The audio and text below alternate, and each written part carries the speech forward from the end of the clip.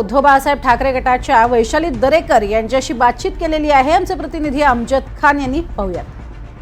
सुरुवात होणार आहे. मतमोजणीसाठी महाविकास आघाडीच्या उमेदवार वैशाली दरेकर या संत सावळराम क्रीडा संकुलमध्ये दाखल झाले आहेत. आपण त्यांच्याशी बातचीत करणार आहोत. मॅडम, आज निकालाचा दिवस आहे.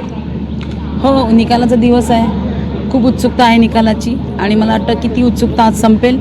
आज 4 जूनला निकाल स्पष्ट होईल आणि मला खात्री आहे मशाल पेटेल. मॅडम, या मतदारसंघात 50% मतदान झालं आहे. तुम्हाला काय वाटते की जे 3-4% जे मतदान वाढलं आहे कोणाच्या?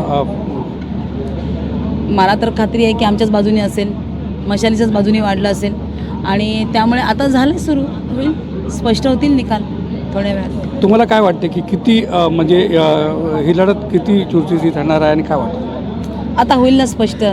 इतके दिवस तर आम्ही फिरलो, लोकांमध्ये गेलो आहे, लोकांनी जो प्रतिसाद दिला आहे त्यावरून आम्हाला खात्री आहे. पण आता बघूया, शेवटी निकाल आहे तो आता स्पष्ट होईल. हे होते वैशाली दरेकर. त्यांनी आता यांनी सांगितलं आहे की मशाल नक्की या ठिकाणी लोकसभेत जाणार आहे. कल्याणहून अमजद खान, NDTV मराठी.